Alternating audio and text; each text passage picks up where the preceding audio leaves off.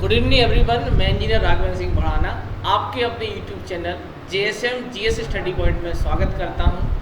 आज हम पढ़ने वाले हैं अकबर की उपलब्धियां, यानी कि अकबर के द्वारा किस प्रकार की उपलब्धियां धारण की गई और इसलिए उसे महान बादशाह कहा गया है। तो आप मेरे साथ जुड़ जाएं। सभी छात्रों का तहे दिल से स्वागत है जो भी जुड़ गए हैं और आज जुड़ने वाले हैं। जैसे कि हम बात करें अकबर की जो सबसे पहली जो विजय मानी जाती है, अकबर की जो पहली विजय मानी जाती है चित्तौड़गढ़ दुर्ग, जो कि दारा ने उसने स्वयं इस युद्ध में भाग लिया।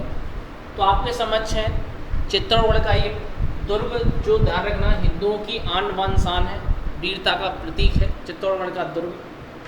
और ये भाई साहब है अकबर, कबूतर लिए बैठे हुए, ये अकबर है। और इधर जो भैया ऊंचों को ताप दे रहे हैं ये राणा उदय सिंह, राणा उदय सिंह। तो बेटा हुआ ये इसमें कि चित्तौड़गढ़ का जो दुर्ग है, जो मेवाड़ की राजधानी है, तो इस राजधानी पर शासन किसका है? राणा उदय सिंह का है। तो अकबर के द्वारा राणा उदय सिंह को चिट्ठी लिखी गई, कहा कि आप या तो आत्मसमर्पण करें या फिर हमें अपने अंदर, यानी कि कहने का मतलब ये है कि अपनी अधीनता स्वीकार कर लें। तो भैया राणा उदय सिंह ने कहा कि स्पष्ट रूप से कहा कि भैया हम राजपूत हैं, हम किसी के अधीन कार्य नहीं कर सकते। इसलिए ध्यान रखना है हमें कि राणा उदय सिंह और अकबर के बीच युद्ध हुआ। कब हुआ बेटा युद्ध? 1568। तो 1568 में ये युद्ध लड़ा गया, जिसमें ये ध्यान रखना है कि अकबर ने स्वयं भाग लिया और राणा उदय सिंह की ओर से कुछ महान शूरवीर थे, जिनके मैं नाम आपको बताता हूँ। एक का नाम था राजा जयमल, राजा जयमल, और एक का नाम था फतेह सिंह। इनके नाम आपको मैं क्यों बता रहा हूँ तो सुनो ध्यान से। जब ये युद्ध प्रारंभ हुआ तो राणा उदय सिंह यहाँ से प्रस्थान कर जाते हैं। तो इस युद्ध का जो नेतृत्व किया था, इस युद्ध में अकबर के समक्ष जो लड़ा था वो वीर था, उसका नाम था राजा जयमल। तो इसका नेतृत्व किया था राजा जयमल ने, सेनापति यही था। और जो पत्ता भी कहते हैं या इन्हें फतेह सिंह कहते हैं।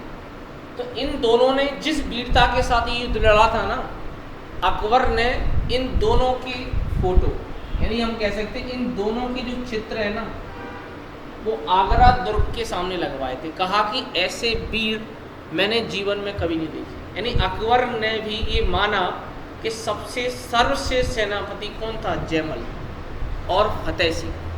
इन दोनों ने जिस वीरता के साथ इस युद्ध में भाग लिया था कि अकबर को ये भी लगा था कि मैं हार न जाऊं, लेकिन अकबर के पास विशाल सेना थी, जिसके कारण ध्यान रखना अकबर इस युद्ध में जीत गया। ठीक है मेरे प्यारे छात्रों, अकबर के पास विशाल सेना थी, इसलिए अकबर इस युद्ध में जीत जाता है। इस बात का हमें विशेष रूप से ध्यान रखना है। तो अकबर के द्वारा यहाँ पर जो किला है, ये चित्तौड़गढ़ का जो किला है, इसमें ध्यान रखना सभी जो मेवाड़ रियासत के लोग थे उनको इसी किले के अंदर रखा गया था। तो इस किले में ध्यान रखना है कि हजारों लोग तैनात थे। इन हजारों लोगों को इस किले के अंदर मार दिया गया, यानी कि अकबर के जीवन पर एक कलंक माना जाता है कि अकबर ने क्या किया था, इस युद्ध में किले पर अधिकार कर लिया और जो भी आम जनता थी, चाहे वो महिलाएं हों या पुरुष हों, उन सब के साथ गलत किया। हो सकता है कुछ महिलाओं के साथ इन्होंने रेप भी किया हो उनके सैनिकों ने, ठीक है, लेकिन कत्लेआम मचाया था। आप ये समझ सकते हैं क्या मचाया था? कत्लेआम मचाया था। और बड़े स्तर पर इस किले के अंदर जो भी लोग थे उन लोगों को मार दिया गया। तो ये अकबर का सबसे क्रूर चेहरा है। इस बात का विशेष रूप से ध्यान रखें। तो चित्तौड़गढ़ दुर्ग को जीता कब गया? 1568 में। यहाँ के शासक कौन थे? राणा उदय सिंह। और इसका नेतृत्व किसने किया था? राणा उदय सिंह की ओर से जयमल के द्वारा, और इधर से किसने किया था? अकबर के द्वारा। ठीक है मेरे प्यारे छात्रों, लेकिन ध्यान रखना राणा उदय सिंह ने अधीनता स्वीकार नहीं की और 1572 में एक नए शहर को बसाया जिसे उदयपुर के नाम से जाना जाता। तो इन्होंने अपनी राजधानी फिर चित्तौड़गढ़ को हटाकर क्या बनाई, उदयपुर, और उदयपुर में शासन किया। तो इनकी क्या हो जाती है, मृत्यु हो जाती है। 1572 में उदय सिंह की मृत्यु हो जाती है। उसके तुरंत बाद राणा प्रताप सिंह को क्या बनाया गया, वहाँ का शासक। तो आगे की कहानी आपको बयां करने से पूर्व ये ध्यान रखना है कि चित्तौड़गढ़ दुर्ग विजय का प्रतीक है, हिंदुओं की आन बान शान है। और इस दुर्ग में कत्लेआम मचाया था मुस्लिम शासक अकबर ने, हजारों लोगों को मारा था। इस बात को विशेष रूप से ध्यान रखना। अब हम बढ़ते हैं इसमें आगे। तो देखें भाई, तो आपको मैंने बयां किया था कि उदय सिंह की मृत्यु के पश्चात, उदय सिंह जी की मृत्यु के पश्चात उनका जो बड़ा पुत्र महाराणा प्रताप, ये क्या बन जाते हैं, शासक। और ये उदयपुर पर शासन कर रहे हैं। कहां पर शासन कर रहे हैं, उदयपुर पर। और ये भाई साहब तो ये अकबर है, आप सभी परिचित हैं इनसे।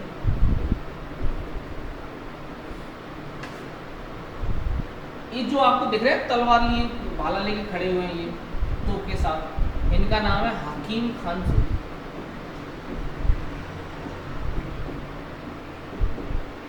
हकीम खान सूरी। और इन भाई साहब का नाम है मान सिंह। ये सारे पात्र मैं क्यों बता रहा हूं, उसको समझ ध्यान से। तो आपको ध्यान रखना है कि पूरे राजपूतों के अंदर, यानी जितने भी राजपूत हैं, उन राजपूतों में सभी राजपूतों ने अकबर की अधीनता स्वीकार कर ली, सिर्फ और सिर्फ मेवाड़ को छोड़कर। तो अकबर का ये सपना था कि मेवाड़ को भी मैं क्या कर लूँगा, अपने अधीन कर लूँगा। ये किसका सपना था, अकबर का। तो क्या हुआ इसमें कि इसने ध्यान रखना, उदयपुर चढ़ाई की, उदयपुर पर क्या किया, चढ़ाई की। तो बीच में हल्दी घाटी पड़ती है। क्या पड़ती है बेटा, हल्दी घाटी। तो हल्दी घाटी का युद्ध कब हुआ है, तो 1576। अब इतने चार पात्र क्यों हैं इसमें, तो देखो ध्यान से। महाराणा प्रताप का जो सेनापति है उसका नाम है हकीम खान सूरी, जो कि एक अफगान है। क्या है, और अकबर का सेनापति है मान सिंह, जो आमिर के राजा जो भारमल है और जो भगवान दास थे उनका पुत्र था, यानी कि जोधाबाई का भतीजा है मान सिंह। तो इसका मतलब समझ रहे हो, हिंदू जो राजा है उसका सेनापति है मुस्लिम, और मुस्लिम राजा का सेनापति है हिंदू। कॉम्बिनेशन देख रहे हो आप, हिंदू वर्सेस मुस्लिम। यानी कि हिंदू जब राजा है तो सेनापति कौन है, मुस्लिम है, और मुस्लिम राजा है तो सेनापति कौन है, हिंदू। तो इस युद्ध में ध्यान रखना है, बड़ा घनघोर युद्ध हुआ।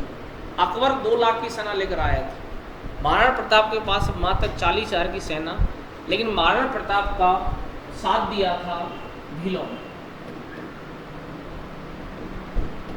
और भीलों की जो सरदार थे राणा पुंजा।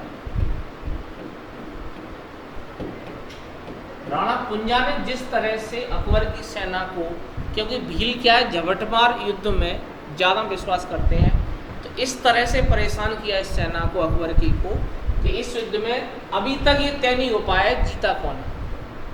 क्या अकबर जीते इस युद्ध में या महाराणा प्रताप जीते। इतिहास कहता है कि अकबर की यहाँ विजय हुई है, लेकिन अभी हाल ही में राजस्थान गवर्नमेंट में ये विवाद खड़ा हो गया है कि जीता कौन था।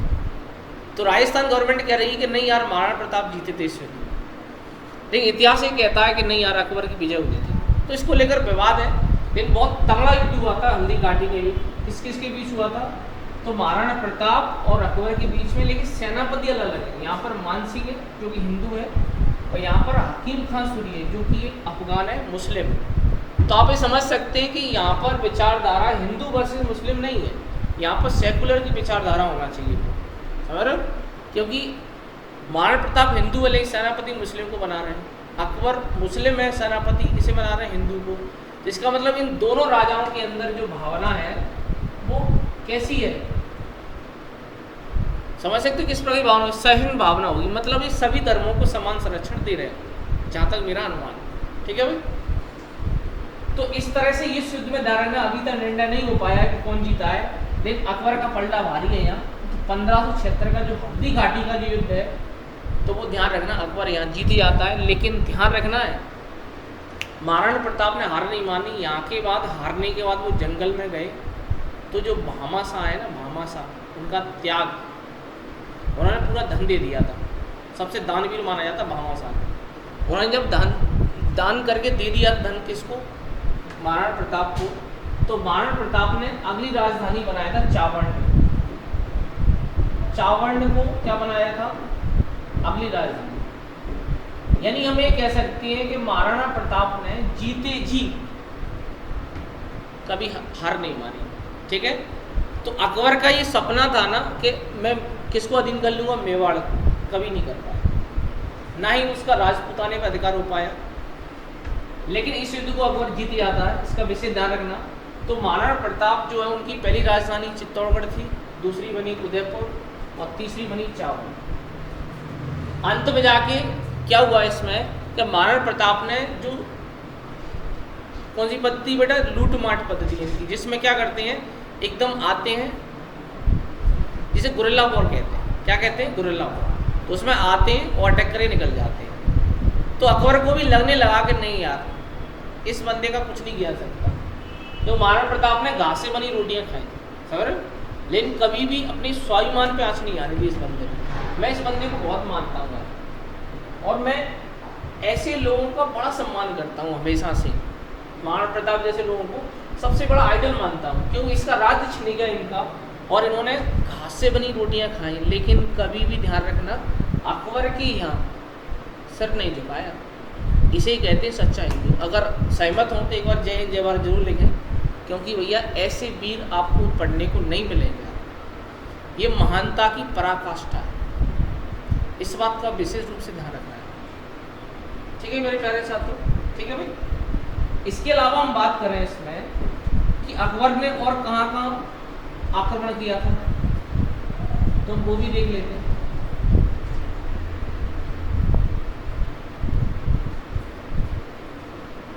चलो, तो बेटा ध्यान रखना है कि अकबर ने 1581 में काबुल को जीता,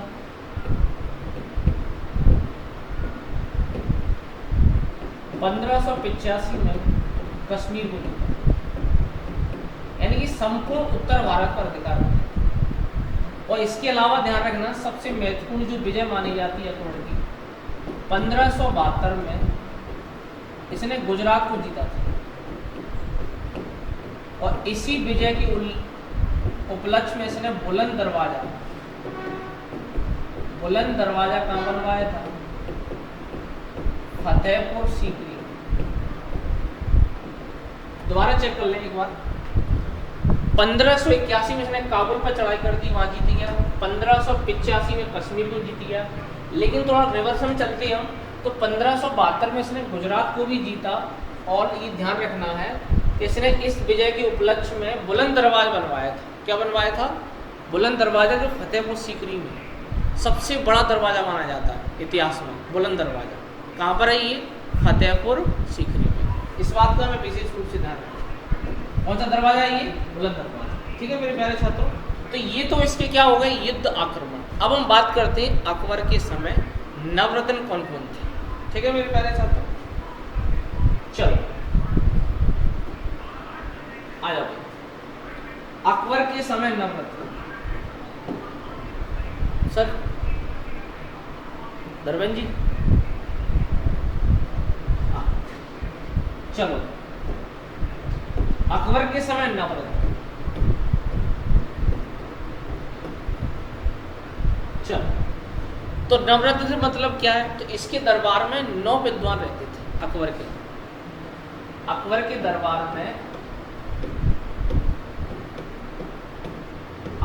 दरबार में कितने विद्वान रहते थे? 9। जिसमें एक तो भाई साहब यही है, इनका नाम तानसेन। और तानसेन जी का जन्म कब हुआ? 1506 में बेहट में हुआ। बेहट कहाँ है? ग्वालियर में है।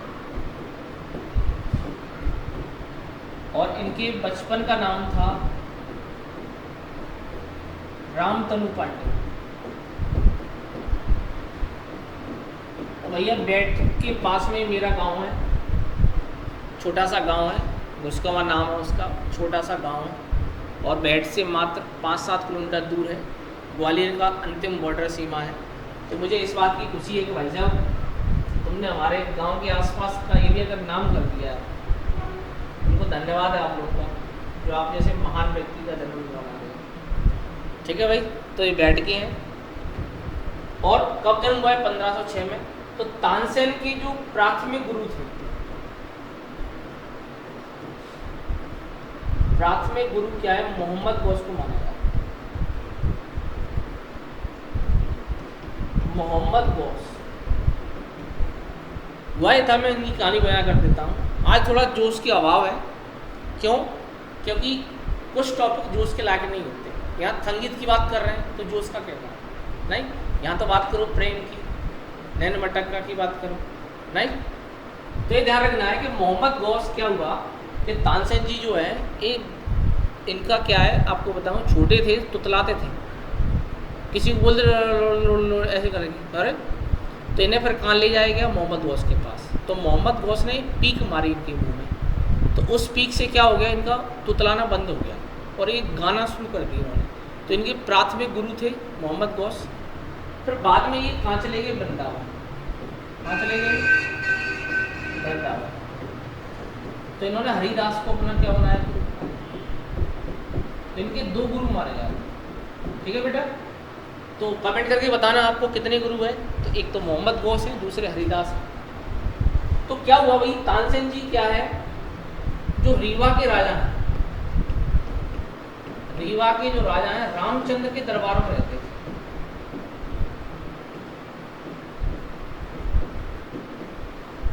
लेकिन क्या हुआ कि अकबर की जो सेना है उसने अटैक कर दिया रीवा के राजा पर, रामचंद्र पर। और उन्हें जो अकबर की सेना जब पहुंची वहाँ रामचंद्र के दरबार में, तो उन्हें पता चला कि एक अच्छा संगीतकार है, अच्छा सा खासा राग गाता है, जिसमें कि दीपक राग, यानी कि तानसेन जी एक दीपक राग गाते थे। अब ये क्या होता है उसको समझ लो। तो आप ये समझ सकते हैं कि इनके गाने से दीपक जल उठते थे। सोचो, जैसे हाथ में दिए रख दिए तो इनके गाने से अपने आप दिए जल जाते थे। आप सोचो कितने महान व्यक्ति होंगे। तभी तो कह रहा हूँ धन्य भाई हमारे गांव के पास जन्म हुआ तुम्हारा, नहीं? हाँ, तो क्या है बेटा, तो दीपक राग ये गाते थे ना, तो दीपक जल जाते थे। तो इसकी जानकारी मिली मुगल सेना को। मुगल सेना का नहीं यार, ऐसा गवैया तो हमारे पास होना चाहिए। कहाँ? अकबर के पास। तो इनको उठा के कहाँ ले गए? अकबर के पास। तो जब भी क्वेश्चन आए आपसे कि भाई तानसेन जी का जन्म कहाँ हुआ, तो जल्दी कमेंट करके बताएं मेरे प्यारे छात्रों, कहाँ हुआ था? 1506 में ग्वालियर जिले में बेहट नामक स्थान पर। बचपन का नाम क्या था मेरे प्यारे छात्रों? तो रामतनु पांडे। ठीक है भाई। फिर हम बात करेंगे इनके प्राथमिक गुरु थे मोहम्मद गौस, और फिर बने हरिदास जो वृंदावन में गाते थे। और ये ध्यान रखना है कि रीवा के राजा रामचंद्र के दरबार में सर्वप्रथम गाने गए, वहाँ से फिर अकबर पकड़ ले गए इन्हें और इनको फिर अपने यहाँ गवाया और इन्हें तानसेन की उपाधि दी। किसकी उपाधि दी मेरे प्यारे छात्रों? इन्हें तानसेन की उपाधि दी। किसकी उपाधि दी मेरे प्यारे छात्रों? इन्हें तानसेन की उपाधि दी। इस बात का हम विशेष रूप से ध्यान रखें। ठीक है भाई। और भैया तानसेन की जो मृत्यु हुई है ना, वो भी दीपक राग गाते समय हुई है। क्या हुआ था, जब उम्र डल जाती तो लोग आनंद तो लेते ही, दादा एक बार और गा के दिखा दो। तो दादा ही सोचते कि हम तो उसी अवस्था में यंग हैं अभी, ये पता नहीं होता कि इंजन फूट चुका है पहले से। और तो इन भाई साहब को ज़्यादा दरबारियों ने भड़का दिया, तो इन्होंने कहा हम गा देंगे, हम वही तानसेन है। मैंने कहा गा दो साहब। तो गाने के लिए पहुँचे तो ज़्यादा गा दिए जोश में, और दीपक जो थे ना ज़्यादा जल गए, तो खुद ही झुलस गए और झुलस के मर गए। तो तानसेन भाई साहब की क्या हो गई? मृत्यु। कैसे हुई मृत्यु? तो दीपक राग गाते समय। इस बात को हमें विशेष रूप से ध्यान, यानी दीपक राग गाते समय इनकी क्या हो गई? मृत्यु। ठीक है, इतनी जानकारी अब किसके बारे में ध्यान रखना है? तानसेन जी के बारे में। चलो अब हम बढ़ते हैं इसमें आगे। अब हम बात ज्ञात कर लेते हैं किसके बारे में, इन भाईजान के बारे में। चलो तो इनका नाम वैसे लिखा हुआ है राजा टोडरमल। क्या नाम है इनका, राजा टोडरमल। टोडरमल क्या नाम है इनका,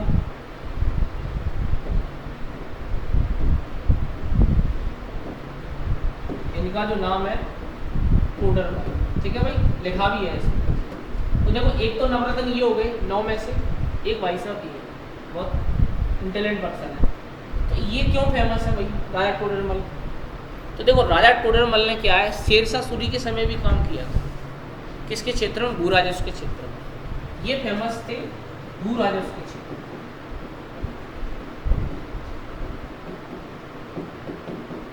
इन्होंने ध्यान रखना 1580 दहसाला पद्धति,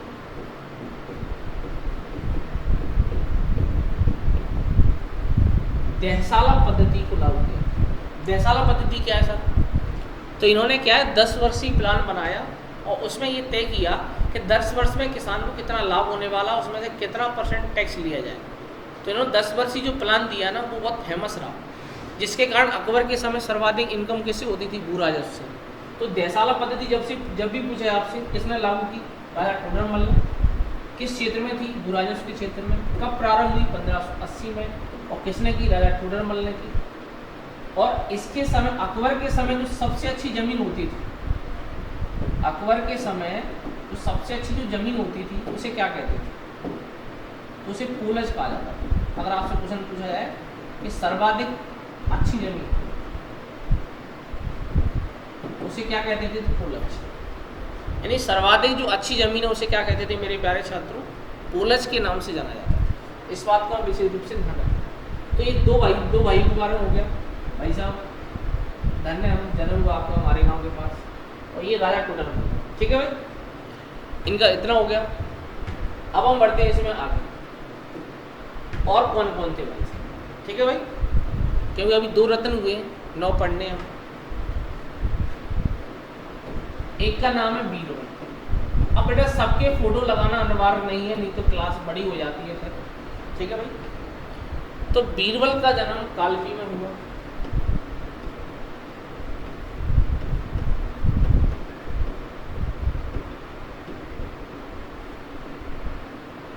इनके बचपन का नाम महेश दास था।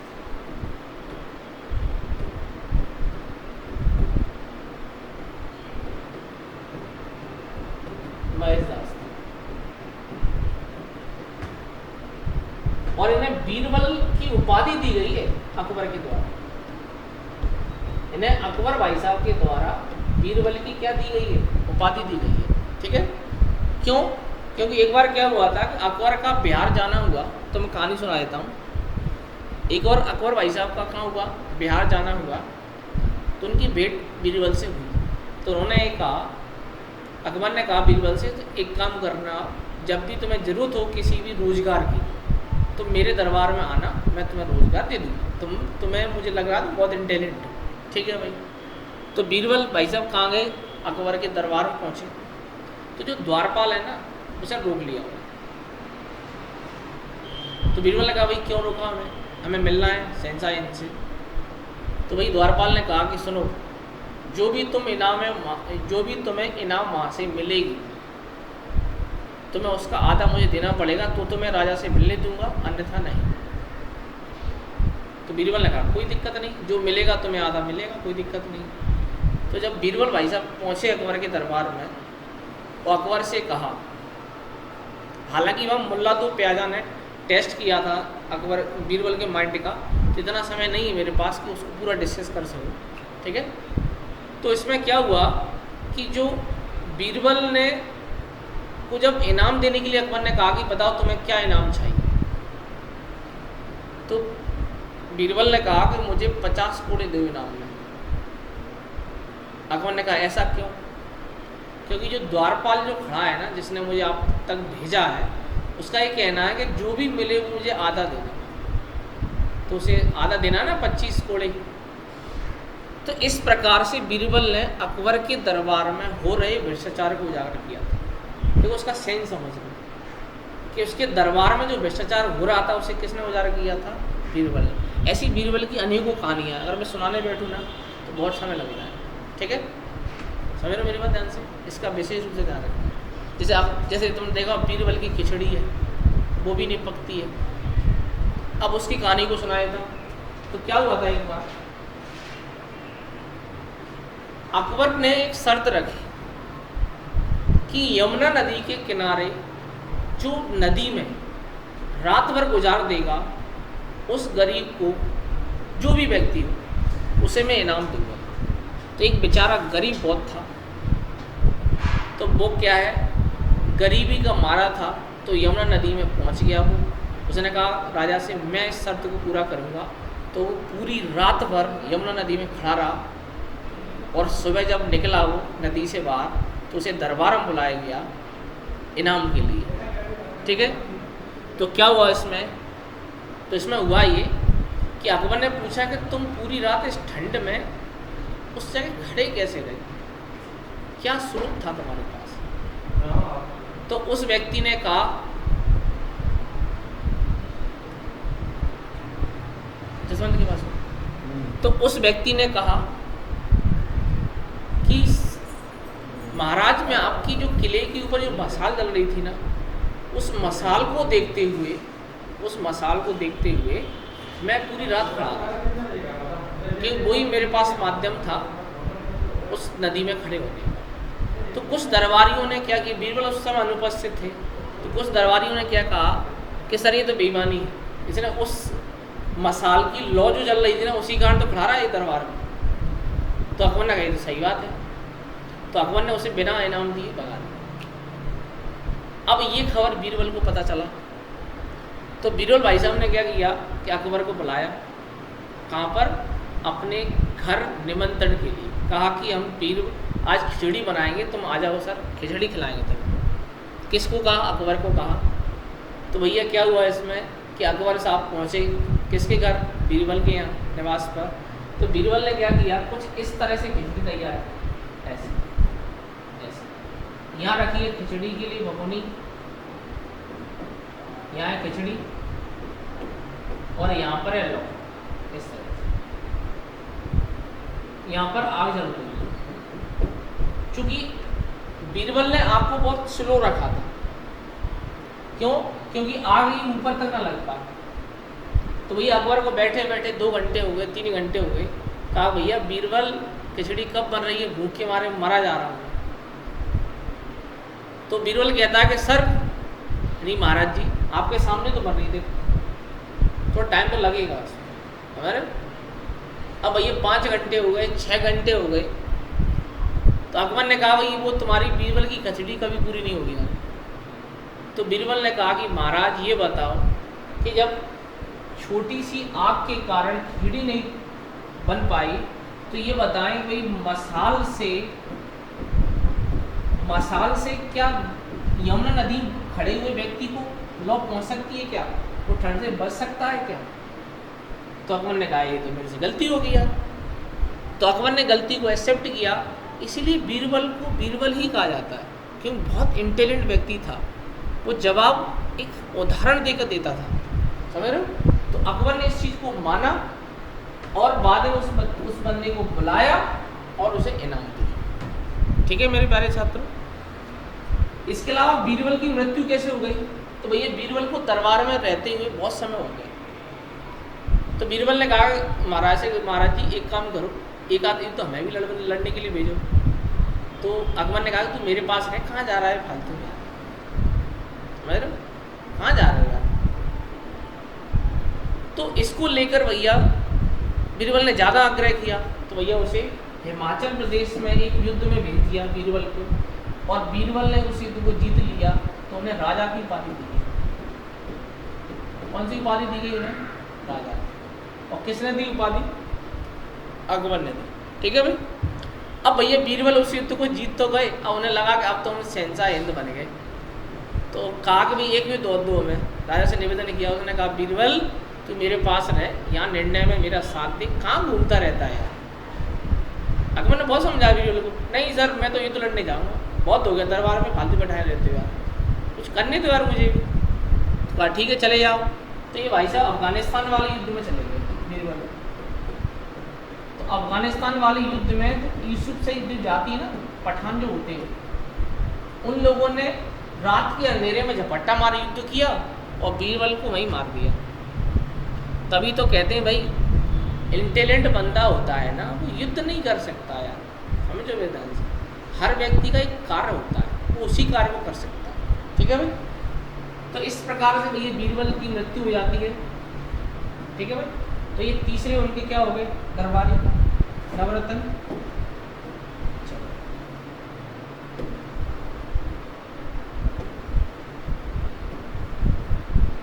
अब हम बढ़ते हैं आगे, और भाई साहब कौन है।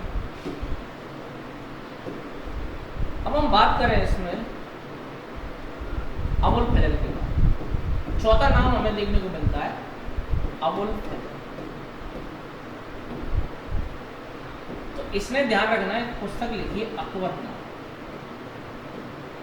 अकबरनामा ये अकबर के जीवन पर आधारित पुस्तक है।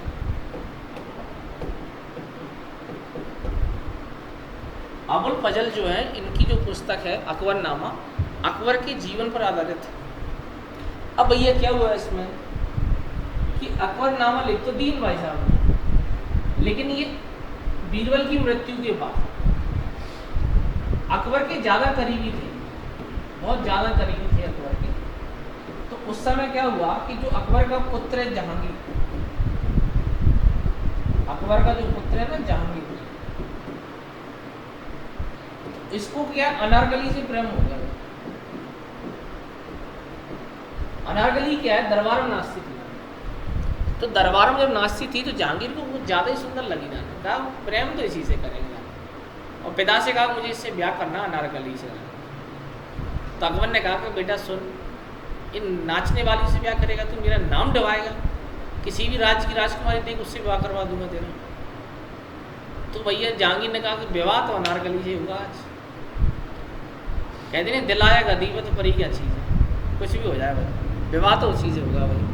तो ऐसी कंडीशन विवाद बढ़ेगा बाप बेटे में, अकबर और जहांगीर में विवाद बढ़ेगा। तो जहांगीर को ये लगा कि ये बंदा करवा रहा है गड़बड़, अबुल फजल भर रहा है कान। किसके कान भर रहा है अबुल फजल? तो इसलिए लगा कि भाई जहांगीर को ये लगा कि अबुल फजल करवा रहा है अकबर मेरे खिलाफ, नहीं तो मेरा अनारकली से विवाह हो जाता। तो जहांगीर का एक मित्र था जिसका नाम था वीर सिंह बुंदेला। वीर सिंह बुंदेला इससे कहा जहांगीर ने कि इसको निपटाना है, तो जहां भी मिल जाए वहां निपटा ही देना इसको, क्योंकि ये अनारकली से विवाह नहीं करने दे रहा, कुछ भी हो जाए छोड़ना नहीं है इसको दाना। तो क्या हुआ कि उस समय अबुल फजल क्या है, बुंदेलखंड वाले एरिया में आया था कुछ काम से, तो लौट रहा था। तो अपने जो ग्वालियर के पास जो बिलौआ है ना, ग्वालियर जिले में जो बिलौआ पड़ता है ना, तो वहां पर ये ध्यान रखना वीर सिंह बुंदेला को मिलेगा रास्ते में अबुल फजल। और वीर सिंह बुंदेला ने किसको निपटा दिया? अबुल फजल। तो अगर आपसे पूछा अबुल फजल की हत्या किसने की, वीर सिंह बुंदेला ने किसके कहने पर की? जहांगीर के कहने पर की। विवाद क्या था? तो भैया अनारकली से विवाह नहीं हो रहा था, तो भैया खून 7 माफ है, लेकिन विवाह अनारकली से होगा ना। तो अबुल फजल भाई साहब की क्या हो गई, मृत्यु हो गई। तो कहानी आपको अच्छी लगी तो हम आगे बढ़ रहे हैं। अब देखो आगे,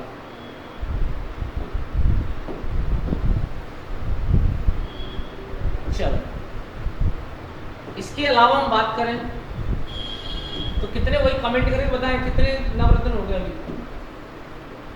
चलो अब हम बात कर रहे हैं भाई फैजी, किसके बारे में बात कर रहे हैं हम? फैजी के बारे में। तो फैजी क्यों फेमस है? तो फैजी ध्यान रखना अबुल फजल का बड़ा भाई, अबुल फजल का क्या है? बड़ा भाई। और ये दरबारी कवि अकबर का, दरबारी कवि है अकबर का। इसने क्या है, जो लीलावती ना गणित की प्रसिद्ध पुस्तक लीलावती का फारसी में अनुवाद किया।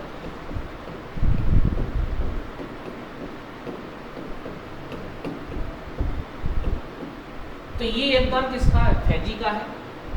तो इतना हमें किसके बारे में पढ़ना है, तो फैजी जो है अबुल फजल का भाई था और इसने लीलावती पुस्तक का फारसी में अनुवाद किया था। बहुत इंटेलिजेंट पर्सन था फैजी, ठीक है भाई। तो ये ध्यान रखना है फैजी के बारे में। इसके अलावा हम बात करें मान सिंह, तो भैया मान सिंह के बारे में आप सभी परिचित हैं। हल्दी घाटी के युद्ध, हल्दी घाटी के युद्ध में सेनापति था और जोधाबाई का भतीजा था। जोधाबाई का क्या था, ये भतीजा था। और ये ध्यान रखना इसका विशेष, मान सिंह भी नवरत्न में शामिल था। मान सिंह भी किस में शामिल था, नवरत्न में शामिल। ठीक है मेरे प्यारे छात्रों, अब हम बढ़ते हैं इसमें आगे। तो भैया कितने हो गए, जल्दी कमेंट करो, जवाब तो देते चले, कितने नवरत्न हम पढ़ लिए इसमें। चलो अब हम बात कर रहे हैं इसके बाद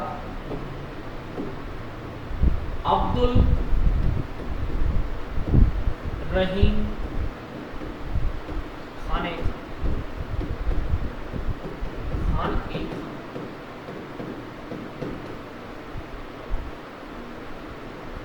ये क्या है, बैरम खां का पुत्र है, बैरम खां का पुत्र है और जहांगीर का संरक्षक। जहांगीर का क्या है, संरक्षक, जो अकबर का पुत्र है। यानी कि जहांगीर का जो गुरु है ना, वो अब्दुल रहीम खान खाना है, जो बैरम खां का पुत्र है। इस बात का हम विशेष रूप से ध्यान रखें अब्दुल रहीम के बारे में, ठीक है। तो इस प्रकार से हम बात करें तो अभी 7 हो गए होंगे।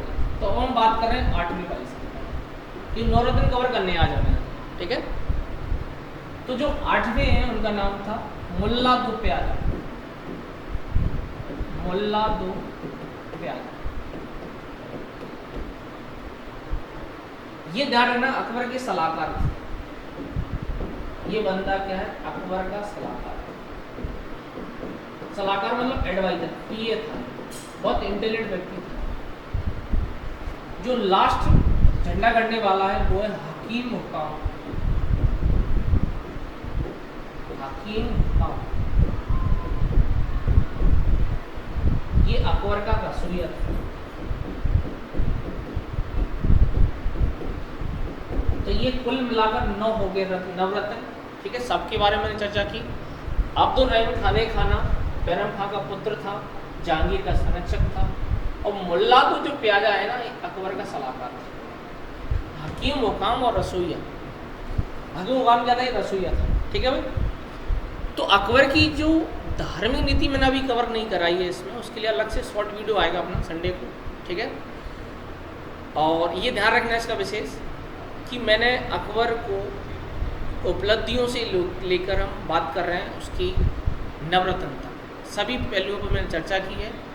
और इस बात का आपको सभी को ध्यान रखना है कि बिल्कुल एंड तक जुड़े रहना है मेरे साथ, और चैनल को लाइक करें, शेयर करें और सब्सक्राइब करना बिल्कुल ना भूलें। जय हिंद, जय भारत।